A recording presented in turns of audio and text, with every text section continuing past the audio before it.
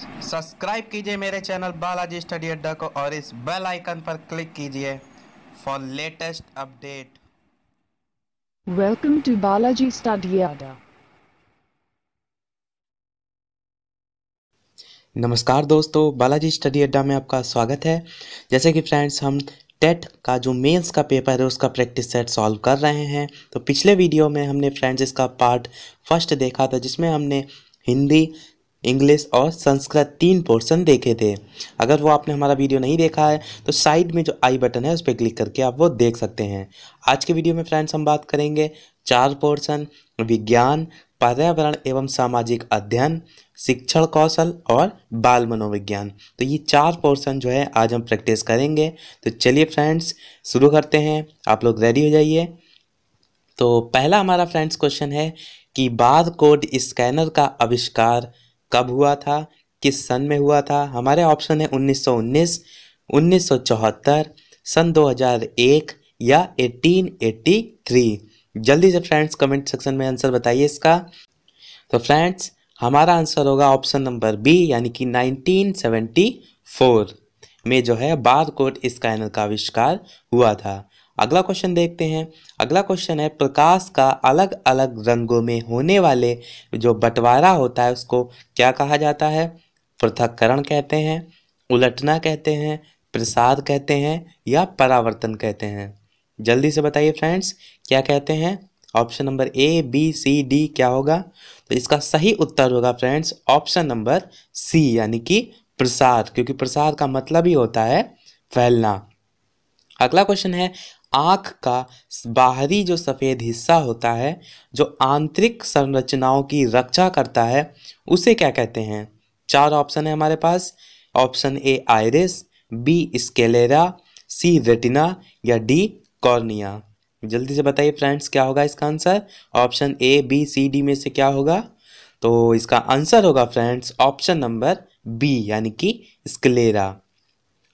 चलिए बढ़ते हैं अगले प्रश्न की तरफ। अगला प्रश्न है हमारा, प्रोटीनों का निर्माण जो है वो किससे होता है? ऑप्शन है हमारे पास अमीनो अम्ल, वसायुक्त अम्ल, ग्लूकोज या न्यूक्लियोटाइड्स। क्या आंसर होगा फ्रेंड? जल्दी से बताइए कमेंट सेक्शन में। तो इसका आंसर होगा फ्रेंड्स ऑप्शन नंबर ए, यानी कि अमीनो अम्ल। अगला क्वेश्चन है फ्रेंड्स, आधुनिक आवर्त सारणी में 18 समूह और 7 आवर्त होते हैं। उस तत्व की परमाणु संख्या क्या है जिसे चौथे समूह और चौथे आवर्त में रखा गया है? ऑप्शन है हमारे पास 24, 20, 22 या 12। जल्दी से बताइए फ्रेंड्स, कौन सा ऑप्शन होगा? ए, बी, सी या डी? तो हमारा आंसर होगा फ्रेंड्स ऑप्शन नंबर सी, यानी कि 22। अगला क्वेश्चन है, उत्प्रेरक की खोज किसने की थी? ऑप्शन है हमारे पास मैस्कुरेनी, बर्जेलियस, हुक या गार्नर। कौन सा ऑप्शन होगा? जल्दी बताइए, ए, बी, सी या डी? तो राइट आंसर है हमारा ऑप्शन नंबर बी, बर्जेलियस, यानी कि उत्प्रेरक की खोज जो है वो बर्जेलियस ने की थी। अगला क्वेश्चन है फ्रेंड्स हमारा, टेफ्लॉन नामक ब्रांड नाम किस बहुलक का प्रतिनिधित्व करता है? तो इसमें कौन सा बहुलक होगा आपको ये बताना है। ऑप्शन है हमारे पास friends polystyrene, polypropylene, poly tetrafluoroethylene या ऑप्शन लास्ट है हमारा polyethylene terephthalate. Option A, B, C, D में से कौन सा ऑप्शन होगा? जल्दी से बताइए फ्रेंड्स। तो हमारा आंसर होगा फ्रेंड्स ऑप्शन नंबर सी, यानी कि पॉली टेट्राफ्लोरोइथिलीन। ये हमारा आंसर सही होगा। चलिए बढ़ते हैं अगले प्रश्न की तरफ। अगला प्रश्न है फ्रेंड्स हमारा कि गुर्दे की पथरी जो है वो किससे बनी होती है? काफ़ी अच्छा क्वेश्चन है फ्रेंड्स। ऑप्शन है हमारे पास calcium oxalate, sodium chloride, magnesium nitrate या calcium bicarbonate. Option A, B या सी या डी? क्या होगा फ्रेंड्स? जल्दी से बताइए ऑप्शन। तो हमारा उत्तर होगा फ्रेंड्स ऑप्शन नंबर ए, यानी कि कैल्शियम ऑक्जेलेट। गुर्दे की जो पथरी होती है वो कैल्शियम ऑक्जेलेट की बनी होती है। अगला क्वेश्चन है फ्रेंड्स कि निम्न में से कौन सी बात जो है वो आवृत्त बीजी के बारे में सच नहीं है। ऑप्शन है हमारे पास कि प्रमुख चरण गैमिटोफाइट्स होता है, संवहनी बंडल मौजूद होते हैं, बीजाणु हेट्रोस्पोरस होते हैं, या बीज जो है वो ढके होते हैं। तो इसमें हमें बताना है कि कौन सा जो है वो सच नहीं है, यानी कि कौन सा जो वाक्य है या कथन है वो गलत लिखा है। तो कौन सा होगा फ्रेंड, जल्दी से बताइए। तो इसका उत्तर होगा फ्रेंड्स ऑप्शन नंबर ए, यानी कि प्रमुख चरण गैमिटोफाइट्स होता है, ये सच नहीं है। चलिए देखते हैं अगला क्वेश्चन। अगला क्वेश्चन है फ्रेंड्स हमारा, निम्नलिखित में से किस एक को छोड़कर अन्य सभी प्राणियों द्वारा उत्सर्जित अवशिष्ट पदार्थ है। कौन कौन का से हमारे ऑप्शन है friends, uric acid, ammonia, carbohydrate या यूरिया। तो इन चारों में से जो है आपको बताना है, option A B C D में से कौन सा जो है वो अवशिष्ट पदार्थ में या कह सकते हैं उत्सर्जित पदार्थ में नहीं आता है। यानी कि 3 जो है वो हमारे उत्सर्जित पदार्थ हैं और 1 नहीं है। तो आंसर होगा फ्रेंड्स क्या हमारा, ऑप्शन नंबर सी, यानी कि कार्बोहाइड्रेट। तो ये हो गए फ्रेंड्स हमारे साइंस के क्वेश्चन कंप्लीट। अब हम देखते हैं पर्यावरण एवं सामाजिक अध्ययन के क्वेश्चन। तो अब फ्रेंड्स हम देखते हैं पर्यावरण एवं सामाजिक अध्ययन के क्वेश्चन। तो तैयार हो जाइए फ्रेंड्स। तो पहला हमारा क्वेश्चन है फ्रेंड्स कि भारत की आकस्मिकता निधि का संरक्षक कौन है। प्रधानमंत्री है, सर्वोच्च न्यायालय के न्यायाधीश हैं, राष्ट्रपति हैं या वित्त मंत्री हैं। कौन सा ऑप्शन होगा फ्रेंड्स, ए बी सी या डी, जल्दी से बताइए फ्रेंड्स। भारत की आकस्मिकता निधि के संरक्षक कौन है। तो उत्तर होगा फ्रेंड्स सी, यानी कि राष्ट्रपति। अगला क्वेश्चन देखते हैं फ्रेंड्स। अगला क्वेश्चन है हमारा कि निम्नलिखित में से किस काल्पनिक रेखा के द्वारा समान वर्षा स्तर वाले स्थानों को जोड़ा जाता है। ऑप्शन है हमारे पास समोच्च रेखाएं, समगंभीरता रेखाएं, समवर्षा रेखाएं या समताप रेखाएं। तो क्या होगा आंसर फ्रेंड्स, जल्दी से कमेंट सेक्शन में बताइए। तो हमारा उत्तर होगा फ्रेंड्स ऑप्शन नंबर सी, यानी कि समवर्षा रेखाएं। चलिए बढ़ते हैं अगले प्रश्न की तरफ। अगला क्वेश्चन है फ्रेंड्स कि इन रेलवे स्टेशनों में से कौन सा एक विश्व विरासत स्थल है। ऑप्शन है हमारे पास Kharagpur railway station, Howrah station, Chhatrapati Shivaji terminus या कानपुर सेंट्रल। तो कौन सा एक विश्व विरासत स्थल है ये हमें बताना है। तो जल्दी से बताइए, आई होप अब तक आपने बता दिया होगा। तो हमारा उत्तर है फ्रेंड्स ऑप्शन नंबर सी, यानी कि छत्रपति शिवाजी टर्मिनस, ये जो है वो एक विश्व विरासत स्थल में आता है। अगला प्रश्न है हमारा, भारत की प्रथम नोबेल पुरस्कार विजेता महिला का नाम बताइए। ऑप्शन है हमारे पास इंदिरा गांधी, मदर टेरेसा, कविता कृष्णन या सरोजनी नायडू। तो ये चारों में से कौन जो है वो प्रथम नोबेल पुरस्कार विजेता महिला है, जल्दी से बताइए फ्रेंड्स। तो हमारा उत्तर होगा फ्रेंड्स ऑप्शन नंबर बी, यानी कि मदर टेरेसा। अगला क्वेश्चन है फ्रेंड्स हमारा, अकबर के शासनकाल में सेनापति थे, कौन थे। ऑप्शन है हमारे पास 4, सुल्तान अहमद फवाद, सूरी मोजा, मीर खास या मीर बख्शी। तो 4 ऑप्शन है, जल्दी से बताइए फ्रेंड्स कौन थे अकबर के शासनकाल में सेनापति। तो हमारा उत्तर होगा फ्रेंड्स ऑप्शन नंबर डी, यानी कि मीर बख्शी जो है वो अकबर के शासनकाल में सेनापति थे। अगला क्वेश्चन है हमारा कि किसने गोरिल्ला युद्ध के तरीकों की शुरुआत की थी। ऑप्शन है हमारे पास बाबर, अकबर, शिवाजी या बाजीराव पेशवा। तो ये 4 ऑप्शन है हमारे पास, कौन सा उत्तर होगा, जल्दी से फटाफट बताइए फ्रेंड्स। तो क्या होगा आपका उत्तर। तो आई होप आपने अब तक आंसर बता दिया होगा। तो हमारा उत्तर होगा फ्रेंड्स ऑप्शन नंबर सी, यानी कि शिवाजी जो है इन्होंने गोरिल्ला युद्ध के तरीकों की शुरुआत की थी। अगला क्वेश्चन है फ्रेंड्स हमारा, मोती मस्जिद इन विश्व धरोहर स्थलों में से किसमें स्थित है, हमें ये बताना है। ऑप्शन है हमारे पास हुमायूं का मकबरा, महाबोधि मंदिर परिसर, कुतुब मीनार या लाल किला परिसर।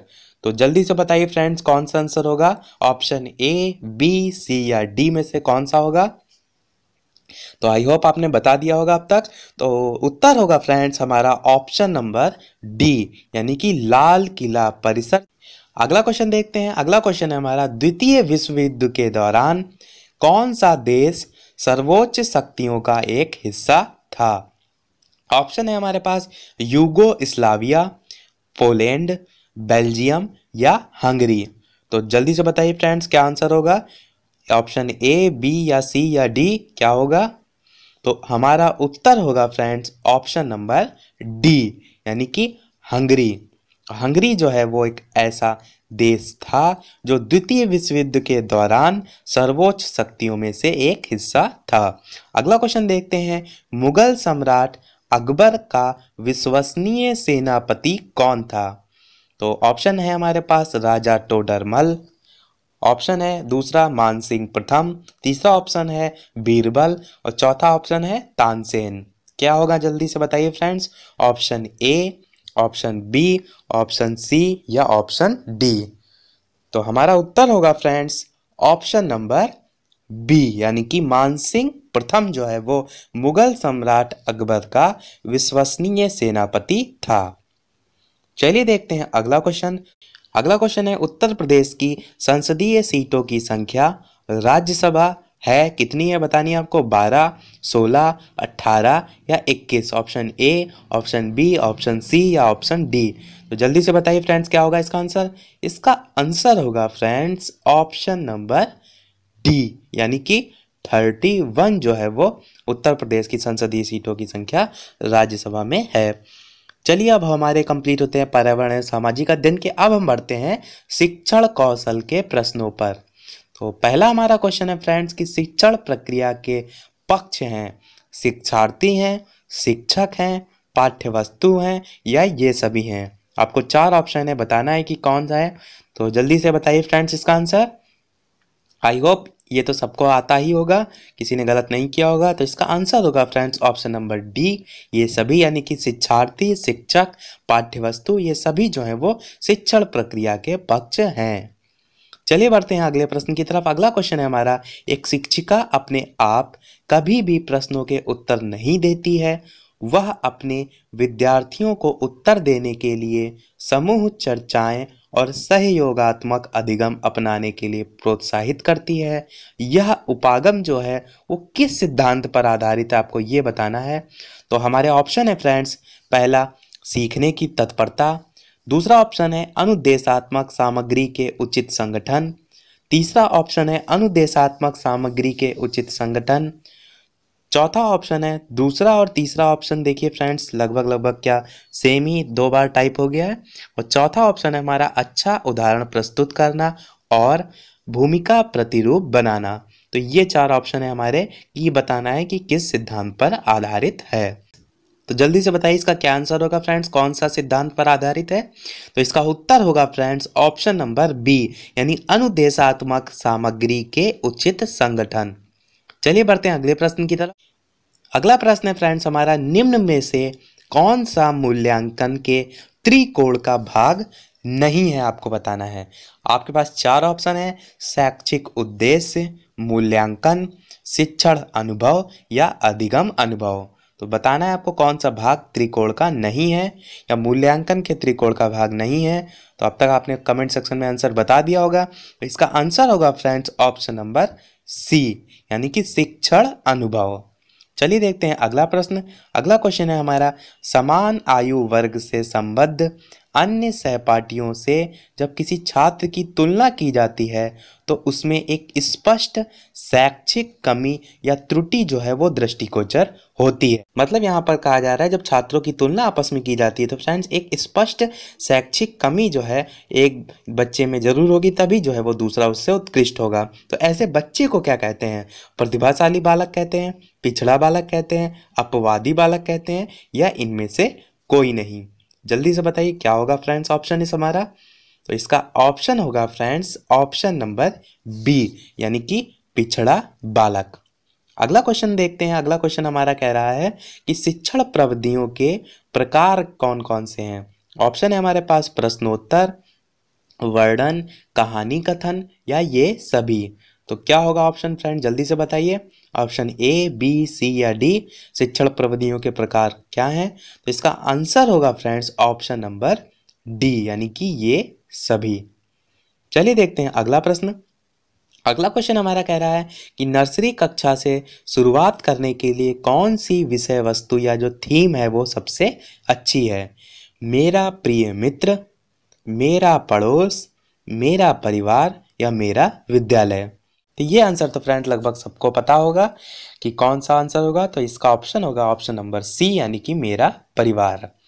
चलिए बढ़ते हैं अगले प्रश्न की तरफ कि बच्चों के सीखने की प्रक्रिया में प्रगति तब हो सकती है जब हम क्या करें? 4 ऑप्शन है हमारे पास कि उसकी प्रगति की नियमित रूप से जांच करें, या बच्चे की प्रगति को नियमित रूप से जांचने के साथ साथ सुधारात्मक कदम उठाएं, या ऑप्शन है अगला कि बच्चों को नियमित रूप से गृह कार्य दें, या बच्चों के लिए नियमित रूप से गतिविधियां आयोजित कराएं।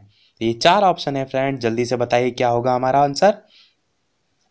तो हमारा उत्तर होगा फ्रेंड्स ऑप्शन नंबर बी, यानी कि बच्चों की प्रगति को नियमित रूप से जांचने के साथ साथ सुधारात्मक कदम भी उठाएं।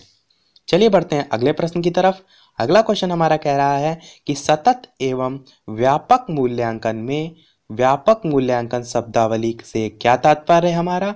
ऑप्शन है हमारे पास सभी विषयों का मूल्यांकन, सह शैक्षिक क्षेत्र का मूल्यांकन, शैक्षिक एवं सह शैक्षिक क्षेत्र का मूल्यांकन, या शैक्षिक क्षेत्र का मूल्यांकन।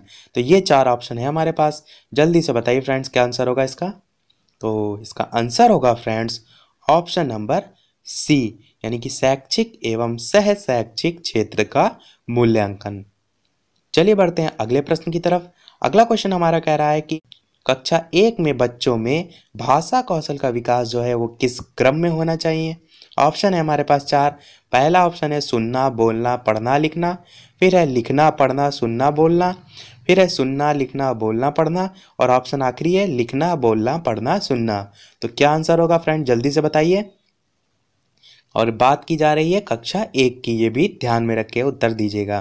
तो इसका उत्तर होगा फ्रेंड्स ऑप्शन नंबर ए, यानी कि पहले सुनना, फिर बोलना, फिर पढ़ना और लास्ट में लिखना।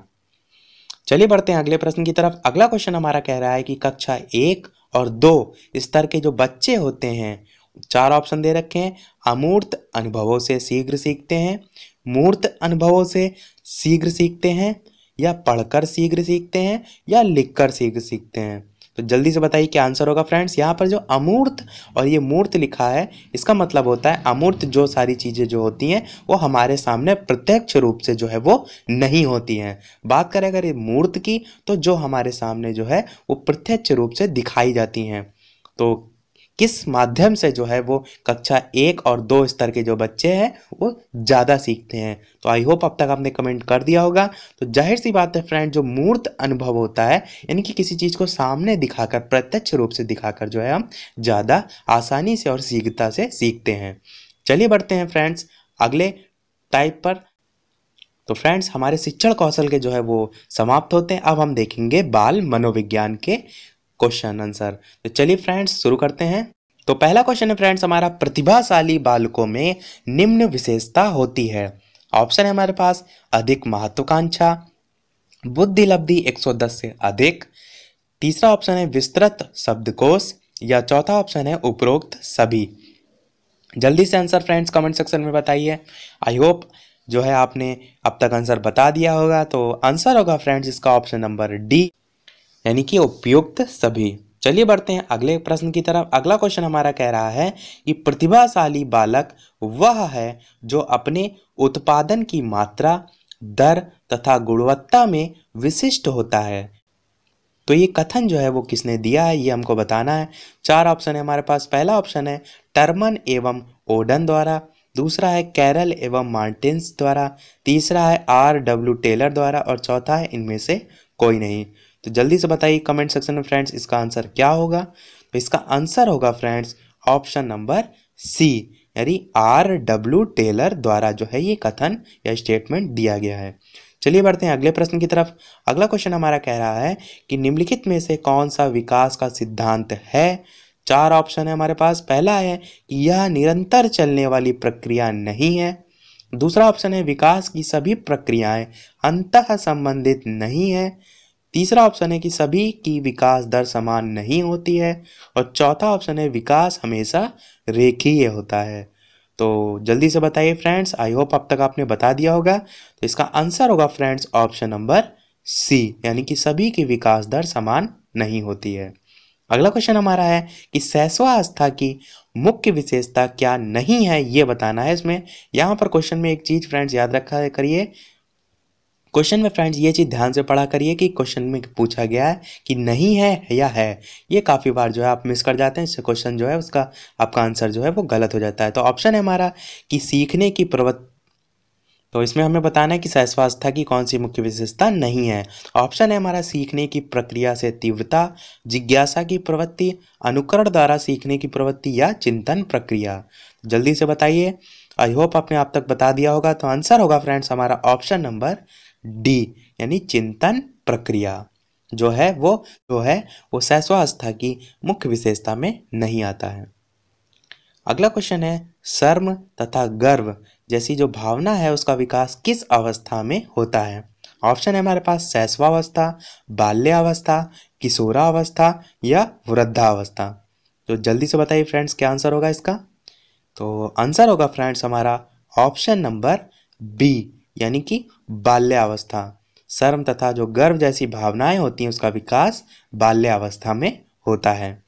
अगला क्वेश्चन है हमारा कि किस